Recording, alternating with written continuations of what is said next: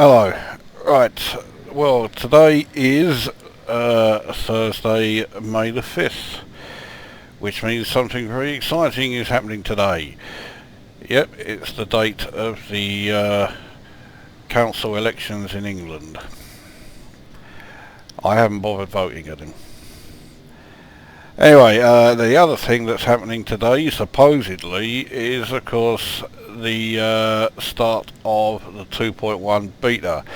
However, with the rate things are going, I would be very surprised if it actually happened at all today. I would expect it to happen tomorrow, and even if it does happen tomorrow, expect an absolute shitfest.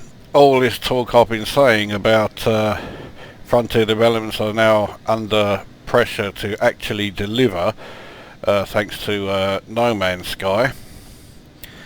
It seems as though at the moment it's business as usual. It's been one almighty fuck up after another. Last night there was a release of a new launcher that apparently was necessary if you were going to be taking part in the 2.1 beta. Today alone that launcher has been updated twice, to the point where no one seems to know which fucking launcher you need, and well, I think most people, I'm certainly one of them, have given up and are just going to say fuck it, we'll get the one when the beta starts. And I've got the one that came along last night. I haven't got any of the ones that came along today. Along with that, I've just been looking through the list of known issues that are in beta 2.1. Now, of course, the brown nosers will, as always, straight away say, but it's beta! Because there's going to be bugs in it, it's a fucking beta! Yeah, a lot of these bugs have actually been around since Horizons first appeared. On top of that, a lot of the bugs are bugs that should not even be in a beta stage program. They should have been spotted and dealt with during in-house testing. But of course Frontier developments don't do any in-house testing, so the beta testers basically get all of the usual fucking bullshit bugs and they have to deal with them. And like I say, a lot of them are ones that are there from when Horizons first went live, and according to the known issues list they are still there now when beta 2.1 starts. So Frontier developments have gone through this beta 2.1 development with their usual priorities. So making sure that tyre tracks appear on the surface of a planet when you're driving around in your SRV, they've prioritised that. But making sure that, you know, enemy ships, you know, when you appear when you come out of Super Cruise, the enemy ships appear right in front of you, so you cannot avoid ploughing into them. That's still there. The inability to get back into your ship if you've taken the SRV out in a garage. That doesn't always happen, but it does still happen occasionally. Then there's the one where the SRV falls through the floor when you enter the SRV in a garage. That's been there since the first beta of Horizons. Still there now, and it still appears on the known issues list. So things like that. So it is clearly business as usual, and the fact that Frontier developments have been under pressure to deliver just seems to have completely passed them by. What I have seen so far says they just do not give a fuck. They think that they can carry on doing this. So even though the forums have turned into overwhelming source of vitriol and bile aimed at Frontier developments, they are still only listening to the brown nosers who say everything's fucking great. Anyway, none of this has any relevance to what I'm actually doing in this video. This is, as I say, it's probably the last video I will do before I start doing 2.1 beta videos. But I thought I would give away a bit of a handy hint. I don't know if it was my last video or not. I think it might have been. I had someone asking me to give a decent trade route. I'm not going to do that, but I am going to give away a way of making decent profits through trading, but not in my usual way. Someone else has once again gone on about, oh, the best way to get trading is doing Rubigo runs. Yeah, okay, everyone knows the fucking Rubigo runs. I can't stand doing them myself because, for one thing, if I'm at Rubigo, I can't be bothered with constantly changing instances, especially as some of the shadow deliveries in particular give you very tight sort of time limits, and you just can't hang around for too long waiting to get like a decent amount of these Rubigo runs and shadow deliveries and that appearing on the bulletin board. Not only that, but of course when you're doing shadow deliveries, the security chips of many systems, not just your target systems, their ability to scan you somehow gets some kind of superpower, and they are able to scan you wherever you are. There are reports of people being scanned while they are still on the launch pad inside a Coriolis station. There are reports of people being scanned while they are entering the hangar of an outpost, and this keeps on happening a hell of a lot because you only need that one scan, and every single one of your shadow delivery missions fails. So I think it's an enormous amount of ball ache. I can't be bothered with it. Most of the Rubigo runs involve you having to travel in the region of 300 light years, and I mean, if you can find a decent trade route, you can make the amounts that you would get from shadow deliveries in double quick time. For example, the regular trade route that I do, I make about 2.8 million there and back, and that's despite the fact that on the return trip I don't bring anything at all with me. So yeah, I'm not a fan of Rubigo runs, and frankly I'm sick to death of hearing people saying Rubigo runs are the best way of doing it. Well, yeah, maybe they are for you, but if they are the best way for you, that doesn't mean that anyone who doesn't do them is playing the game wrong. So you will notice that my smuggling stats have changed somewhat. Black market network is now up to 21, and black market profit is at 21.5 million from 8,936 commodities smuggled, with an average profit of 459,406, which is not exactly terrible, and highest single transaction of 2,060,240. I'll take that.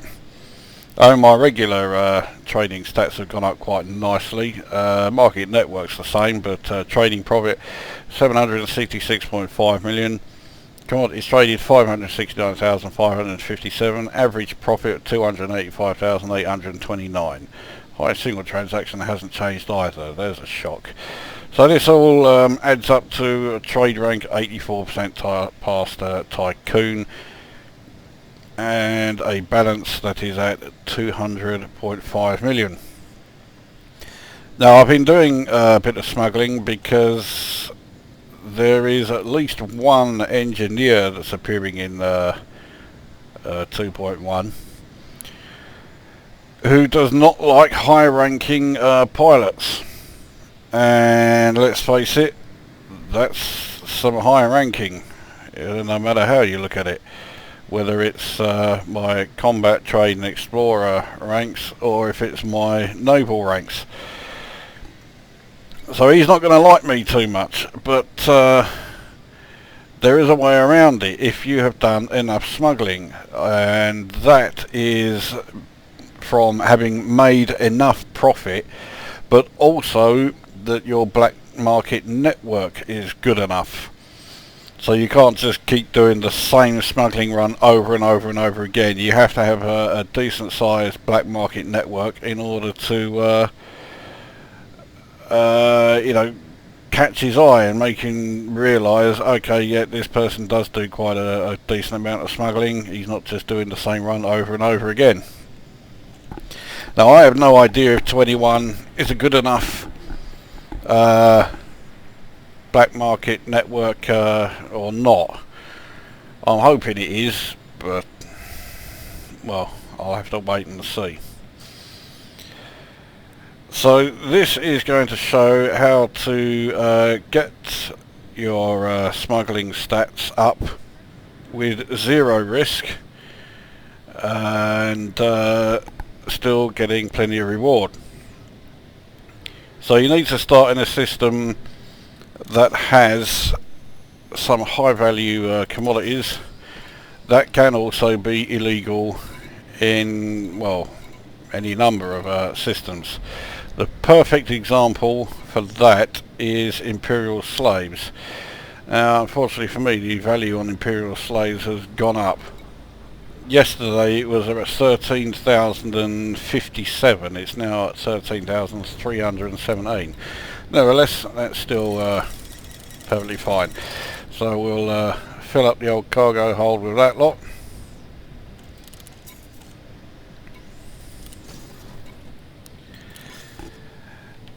Now the best systems to buy such a commodity is a system that is controlled or exploited by Zemina Torval, because she makes sure that Imperial slaves are completely legal. Then you need to find a very particular system. You need to find one that is either independent and not controlled by an imperial force that will allow the trade of imperial slaves. Okay, so imperial slaves are prohibited here, presumably because it is an independent station. Yes, it is. So independent stations are fine. Yeah, this one's controlled by the Empire, and imperial slaves are not classed as a prohibited item. But it's not docking stations that you want to go to. You want to go to planetary systems. Now this one, yeah, imperial slaves are prohibited, but of course it has to be a system where, or a docking station where a black market appears in their list of facilities. This is where it can take a little while to find such a place. Yeah, that's no good.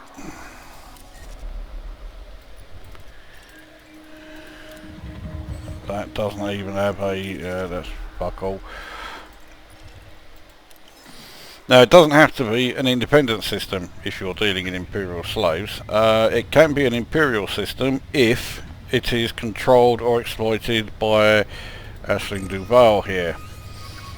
Now Succubus is a system that I've already been to, so I know there is, I think it's on SATA-III. No, it must be yeah, there it is. So there is a black market and imperial slaves are prohibited. So you can bring your imperial slaves and you can sell them because there is a black market here. And because it is a planet-side base, you will not be scanned by anybody. You will not be under any risk whatsoever. So you can just take them along and, you know, it's, well, you have nothing to worry about. So as I say, I've already been to this system, so this isn't going to add to my black market network. It will stay at 21, but we'll get a bit more profits done. Now if you want to go further afield, then it is advisable to, well, it's not advisable, it's essential that you slap on a fuel scoop. It is of course assuming that you are going around in an Imperial cutter,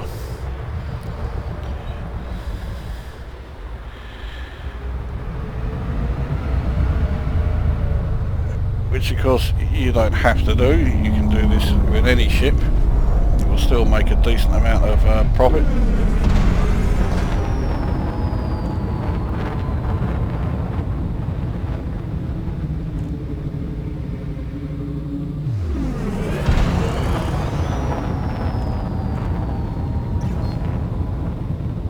Frameshift drive charging.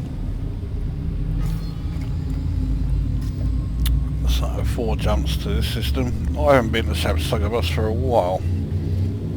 Well, I say a while, I mean I was there like 3 days ago doing this, but prior to then it had been a while.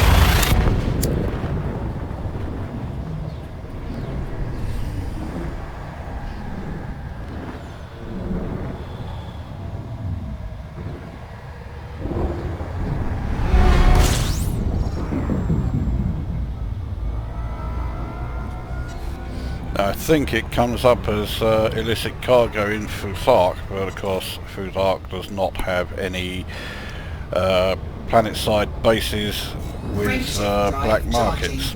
Otherwise I would just go there.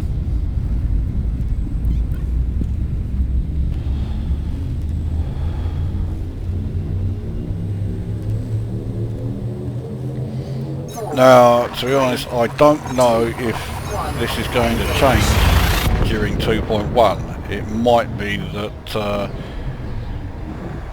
you will be scanned as you approach planet-side bases in that. So I don't know. So you may want to get this done ASAP while you know for sure that there's nothing to worry about in terms of being scanned. I mean, if you are somebody who is good at doing silent running and can dock in docking stations, then obviously this sort of thing isn't important. You can go wherever the fuck you like. But if you are anything like me, i.e. utter shite at doing silent running and trying to get into a station without getting scanned, then this is handy. Especially if you're in an Imperial cutter, it doesn't matter how much you go silent running. A ship this size is not going to enter a docking station unnoticed.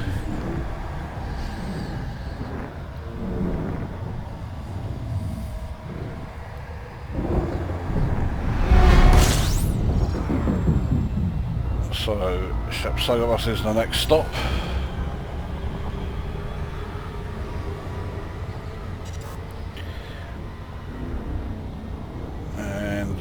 Particular planet that we will be landing on is quite close to the central star, so it shouldn't take us long to get there.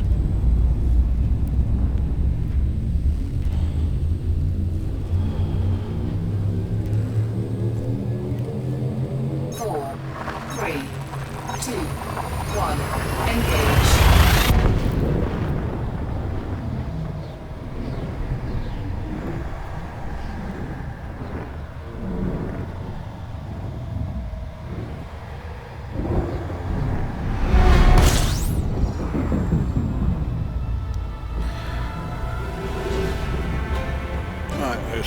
20 light seconds away, which is very handy. I think that's the nav beacon there, yeah.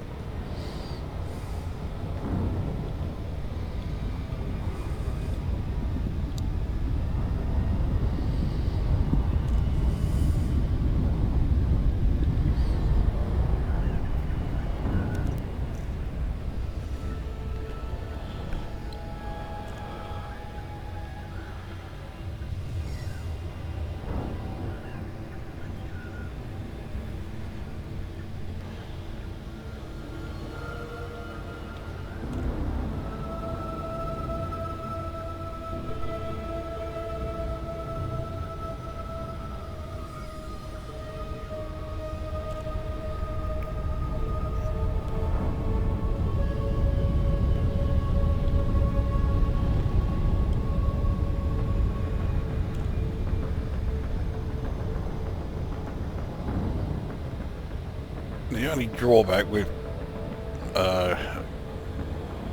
landing at planet-side bases is the approach is so fucking slow.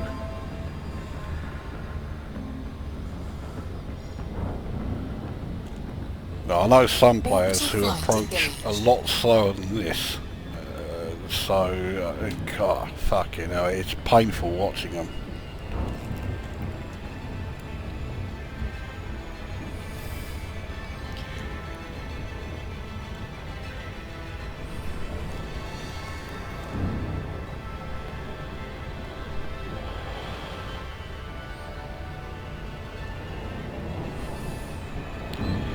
Speed is fine. Once you drop out of orbital cruise into glide mode, your speed has to be in, or kilometers per second, it has to be in single figures. So as long as it's 9.9 or lower, you're fine.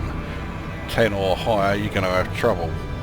Don't believe me, refer back to my video of the barnacle farming, where I seriously fucked up my approach to the second barnacle. Now this looks like it's going to put me nowhere fucking near the outpost. I'm going to have to hope that the glide will go on for a while. I'm still not even bloody 20 kilometers away yet. Okay, now I am.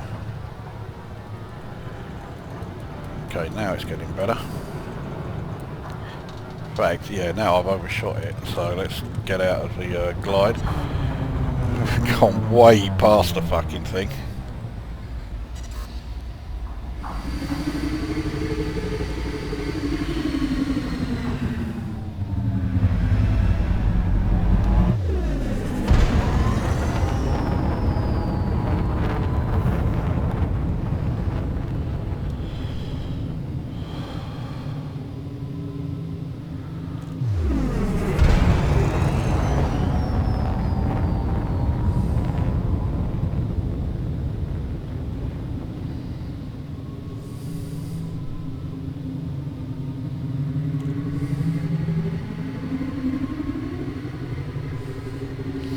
Right, let's get our docking permission. Docking request granted. That's handy. It's a docking bay that's quite close, or right dead ahead by the looks of it. 11, yep.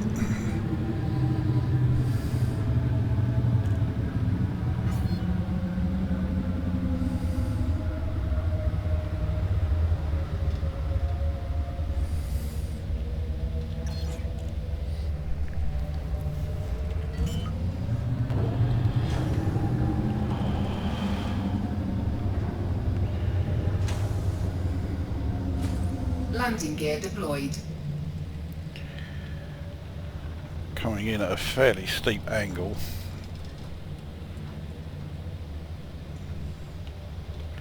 Steeper than I like anyway.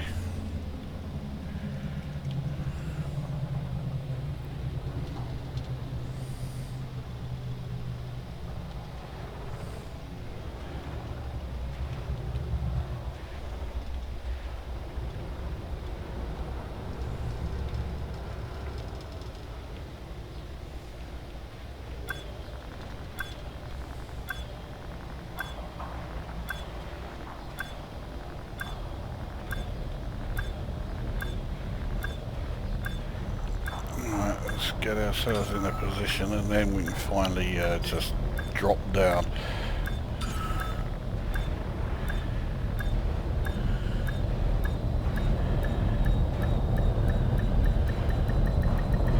There you go. Docking successful. Engines disengaged. But you notice, not one scan the whole time that I was there, so head straight to the black market. Not a bad profit margin this time around, 2,581 per tonne.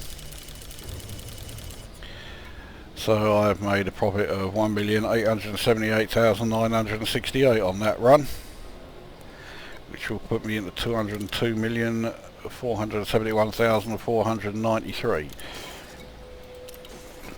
So even if you had, say, a capacity of 400 tonnes, so that means, well, obviously the cutter, the Corvette, the Anaconda, you should be able to do that easily with those three.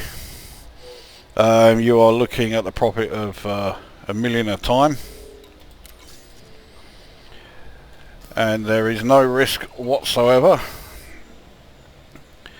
And that means that my average profit has now gone up to 488,980, so I'm fast approaching $500,000 average profit. I mean, I was happy when I passed $250,000 average profit in my trading. So black market profit now is at 23,471,085. So there you go. That is how to do zero risk, effortless smuggling, which could well come in handy when you are trying to get on the good side of said engineer. Right, well there you go, that's that one done. Now go away.